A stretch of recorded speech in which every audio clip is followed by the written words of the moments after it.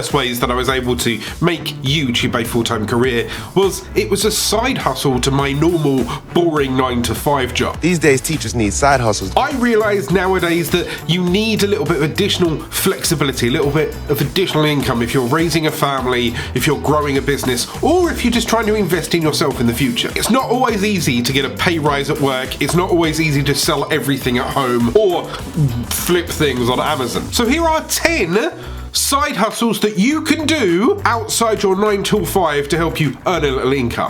Money. Online tutoring. This is something that I effectively do here. I upload YouTube videos, I teach you how to use a platform and a service. I even work directly with some clients in a consulting arrangement, but it doesn't have to be YouTube. It could be anything you know. Can you play the piano? Do you know how to drive? Teach kids how to ride their bikes or roller skate? Maybe you're really good at maths. Maybe you're really good at science. Obviously, some things lend themselves to remote help, educational stuff that you can do over a webcam. But if you're willing to go out locally, then yeah, go out, meet them, arrange, that kind of thing.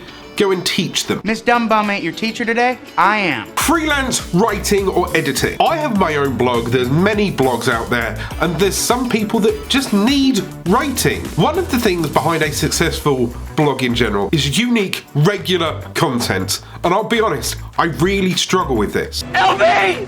Help me! Somebody help me! If you have a love for a specific topic, and you're willing to write blog posts about it, hit up a blog that's in your niche and see if they need help. Or if you're really good at video editing and you have a little bit of spare time in your evening, or you're a night owl when you're sat there, why not try some video editing? You can pick up clients from things like People Per Hour, Upwork, Fiverr, Fora, help them edit their videos, and there you go. That's how I got started. I edited a little lady called Desiree Martinez. She does the Women of Video podcast, the Women of Video conference, her own YouTube channel. Everything.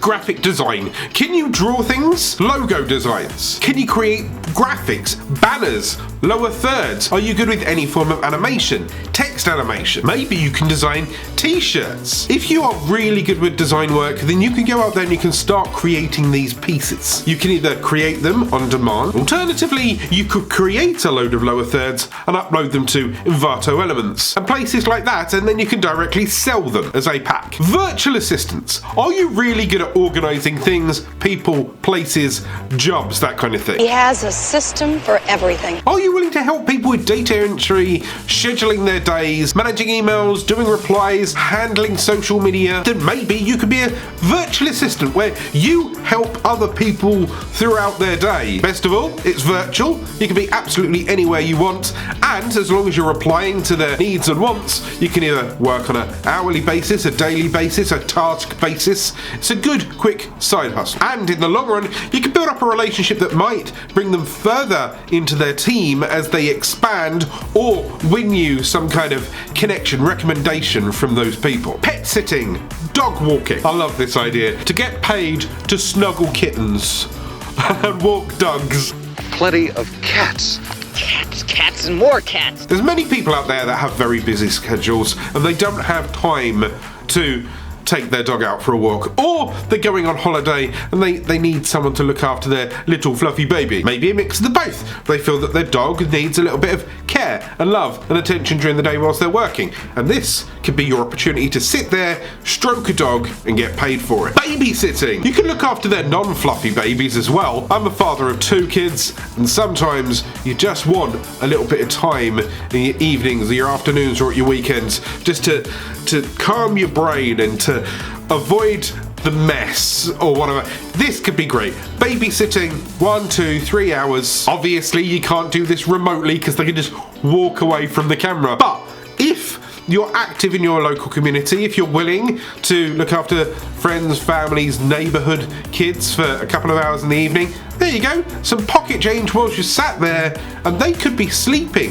for example, and you can continue to work on whatever you're doing on your laptop as long as they're not getting out of bed, eating their ice cream, or making their own horror film. Somebody has to kill the babysitter.